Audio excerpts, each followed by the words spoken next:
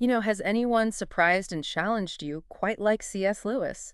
He's just one of those figures whose work, well, it keeps hitting home, doesn't it? Decades later. Hmm. And for so many of us, you pick up one of his books again and find something new. So today, we're really going deep, trying to understand what gives him that lasting power. Yeah, absolutely. Our focus is C.S. Lewis, lived 1898 to 1963, author, obviously, but also a key Christian apologist, defending the faith with reason, and a respected Oxford Don. Right, a senior academic there. Exactly. And for this deep dive, we're leaning heavily on a fantastic collection of essays. It's called C.S. Lewis, A Profile in Faith, edited by Joel Woodruff and Thomas Terrence, put out by the C.S. Lewis Institute. And what's great about this source is just the sheer range of viewpoints. We've got insights from, a whole list of top Lewis scholars: Christopher Mitchell, Joel Woodruff himself, James Houston, Philip Ryken, Art Lindsley, Marjorie Lamp Mead, Earl Palmer, Lyle Dorset, Tanya Ingham, Alessia Kaufman. It's quite the lineup. It really is a comprehensive look. So our mission, really, is to pull out the most important pieces, those essential nuggets about his life, his faith, his thinking, the people around him who influenced him. Basically a shortcut, maybe, to getting really well informed about Lewis with those aha moments, hopefully. Sounds good. Where should we start? Well, let's start right at the core, Lewis's own journey, his personal convictions. Dr. Christopher Mitchell talks about this idea of bearing the weight of glory in his essay. He mentions a personal cost involved. What did that actually mean for Lewis? That's a really central point. Mitchell argues Lewis genuinely did bear this weight of glory. It wasn't just a nice phrase. It cost him something, personally. Okay. Think about his major works, The Weight of Glory itself, his autobiography, Surprised by Joy, or even The Four Loves. These weren't just, abstract ideas. They came directly out of his own struggles, his own experience of faith and doubt. Right. So putting that out there, making his deepest beliefs, and frankly, his vulnerabilities public, that was the cost. It gave his arguments that real, raw honesty. And that honesty, that commitment, it wasn't just in his writing, was it? It seems like it spilled over into his whole life. Dr. Joel Woodruff really highlights this in his essay on the generous heart and life of C.S. Lewis. How did that generosity show up? Maybe in ways we wouldn't expect. Well, it definitely went beyond just giving away money, though he did plenty of that sometimes anonymously, like with the earnings from the Screwtape Letters. Oh, interesting. Yeah. But Woodruff emphasizes it was more about sharing himself, his time, his thoughts, his inner world. You see it starkly in a grief observed, right? Yeah. Processing his wife Joy's death. Mm-hmm. Painfully honest. Exactly. He lays bare all his doubt, his anger, his pain. That's generosity of a different kind. And even mere Christianity, his goal wasn't just to explain doctrine, but to make it truly understandable for anyone. He genuinely wanted to share what he felt was vital truth. Which I suppose connects to his own spiritual practices. Dr. James Houston digs into Lewis's prayer life, and he mentions something Lewis called festoonings in prayer. It sounds decorative. What's that about? Yeah, it does sound a bit poetic. Festoonings basically meant, for Lewis, weaving imagination and creativity into prayer, making it less like reciting a list and more like a vivid personal conversation with God. Okay. He thought imagination wasn't just for writing stories. It was a way to connect more deeply with God. So it's about making prayer dynamic, alive, maybe more personal than we sometimes think. He explores this in Letters to Malcolm, chiefly on prayer and also reflections on the Psalms. He had some quite specific views on petitionary prayer too, which Houston covers. You can really see how his personal faith fueled his more public role. Dr. Philip Ryken talks about him as an evangelist. And it's true. I mean, Mere Christianity, starting as BBC talks during the war, that reached a huge audience. A massive audience, yeah, before it was even a book. And then Narnia, of course, bringing complex ideas wrapped in these amazing stories to children, to everyone, really. His reach was just enormous, getting featured in places like Time Magazine, the New York Times Book Review. He really knew how to connect with people broadly. Definitely. So we've touched on his personal faith and witness. Maybe we shift gears a bit to his core intellectual ideas. Dr. Art Lindsley lays out C.S. Lewis's 7 key ideas. What's maybe one or two of those that really stand out, that shifted how people thought, and where do we see them most clearly? Oh, this is where it gets really meaty. Okay, one huge one has to be his argument for objective morality, what he called the Tao, laid out so powerfully in The Abolition of Man. Right, the idea that some things are just right or wrong. universally. Exactly. He argued that these moral truths aren't just our opinions or, cultural habits. They're real, like gravity. We discover them, we don't invent them. That was a direct challenge to the relativism really taking hold then, and honestly, it's just as relevant now. Still debated heavily today. For sure. And another key idea, maybe for miracles, is his defense of, well, miracles. He argued they aren't violations of natural law, but more like God, the author of reality, introducing something new into the story he's writing. Consistent with a creator God, not contradictory. It's a fascinating way to frame it. Not breaking the rules, but adding to the narrative. Yeah, and that idea of discovering truth, not inventing it, that feeds right into his views on discipleship, doesn't it? Dr. Christopher Mitchell comes back here talking about authentic discipleship. Lewis was very clear that just agreeing intellectually wasn't enough. Right.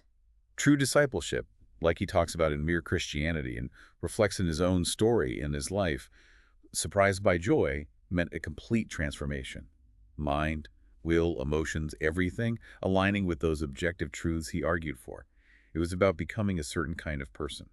Okay, so from his ideas, let's zoom in on his personal world, his relationships. His brother, Major Warren Hamilton Lewis, or Warnie, was a constant presence. Marjorie Lamp Mead discusses their bond. What was that relationship like? And did Warnie's own work connect with Lewis's? Oh, their bond was absolutely fundamental for Lewis. Yeah. They lived together for much of their adult lives, constant companionship, intellectual sparring partners. Like a built-in support system. Totally. And Warnie wasn't just a companion. He was a historian in his own right. He wrote memoirs of the Lewis family, brothers, and friends. He did the detailed work of documenting their family history, which often gave Lewis context, maybe even material, for his own thinking about people and history. They were definitely each other's first readers. That makes sense. And then there's the really famous literary friendship, Lewis and J.R.R. Tolkien.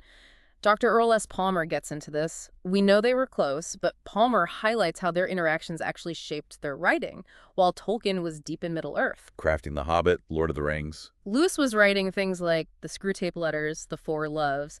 How did they influence each other's process? It wasn't just mutual admiration, though. There was that. It was robust discussion, even disagreement, especially within their group, the Inklings. Right. Tolkien, the language expert, really helped Lewis see the power of myth, not as lies, but as vehicles for deep truth. And Lewis, in turn, was relentless in encouraging Tolkien to actually finish his massive saga. So they pushed each other. Absolutely. Their conversations were like a testing ground for ideas. You could feel that intellectual energy behind the richness of both their works, fiction and nonfiction. And then later in life comes Helen Joy Davidman, his wife. Dr. Lyle Dorset portrays her so vividly in this one. And God came in, and the love observed. Her life, their relationship, her death, it all had such a profound effect on Lewis. What does Lewis's own book, A Grief Observed, tell us about them? A Grief Observed is just raw. It's Lewis stripped bare, grappling with immense grief after Joy died. It shows the incredible depth of their connection, her impact on him intellectually and emotionally. It must have shocked some people seeing the great apologist struggle with doubt. I think it did. But it also showed that faith doesn't mean you don't suffer terribly. It revealed a very human. Lewis, and maybe paradoxically, made his earlier arguments about faith even more compelling because you saw him live through the darkest parts. It's a powerful testament to their love. Absolutely. Okay, finally, let's look backwards a bit at the writers who influenced Lewis himself. We can't understand him fully without knowing who shaped his thinking. First up, George MacDonald. Tanya Ingham calls him an original thinker. How did MacDonald, especially his fantasy fantastes, impact Lewis? MacDonald was huge for Lewis, foundational. Lewis famously said reading Fantastes baptized his imagination. Baptized his imagination? What does that mean? It means it awakened something spiritual in him through fantasy. Before he was even consciously Christian, MacDonald's writing gave him this profound sense of holiness, or what he later called the numinous, hidden within a fairy tale. It wasn't just the plot, it was the atmosphere. Ah, okay. And that completely shaped Lewis's own view that fantasy and myth could be powerful ways to convey spiritual truth. You see echoes of MacDonald's imaginative worlds in Lewis's own work, maybe most clearly in The Great Divorce. Interesting. Another big influence. G.K. Chesterton? Dr. Alicia Kaufman paints him as this incredible polymath journalist, author, apologist, artist. Works like Heretics and Orthodoxy must have hit Lewis hard. What did Chesterton give him? Chesterton was a master of, well, turning things upside down to show you the sense in them. He defended Christian orthodoxy with such wit and paradoxically common sense. Right, making faith seem exciting, not dull. Exactly. He showed Lewis that faith wasn't intellectually flimsy. It was robust, rational, and actually the most adventurous way to see the world.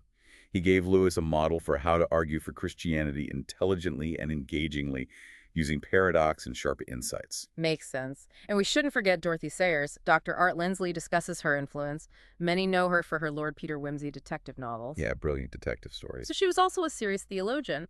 Lindsley highlights her idea that dogma is the drama, especially in her play, The Zeal of Thy House. What's the core of that idea, and how did it connect with Lewis? Sayers saw that people often dismiss Christian doctrine dogma as boring, irrelevant rules. Mm-hmm. But for her, dogma as the drama meant the core beliefs, the Trinity, the Incarnation, all of it weren't dry facts. They were the most exciting, dramatic, foundational truths about reality and God's relationship with us. She dug deep into things like the image of God in humans, creativity, the value of work, particularly in essays like The Lost Tools of Learning. Okay. Her sharp mind, her ability to make theology vibrant and intellectually stimulating, really resonated with Lewis. It reinforced his own mission to communicate profound truths in ways that were compelling and, well, dramatic. What an amazing web of influences and relationships. We've really traced a path through Lewis's multifaceted life. It's so clear how his own experiences, his deep faith, those crucial relationships, and the thinkers who came before him all wove together. It really is a rich tapestry. And it leads to a final thought, maybe for you listening to consider. When you look at this incredible mix, the brilliant minds who influenced Lewis, the profound personal joys and sorrows he navigated, what does his lasting impact suggest about, maybe, the power of combining deep intellectual curiosity with equally deep personal conviction? That's a great question to ponder. How do those two things fuel each other? Exactly. It makes you think about how our own beliefs and experiences shape us, and how we, in turn, might affect the world. A really powerful thought to leave with. Well, thank you for joining us on this deep dive into C.S. Lewis, drawing on those fantastic essays in C.S. Lewis, A Profile in Faith. We really hope you'll be encouraged to pick up Lewis's own books or maybe explore these essays and continue your own journey with him.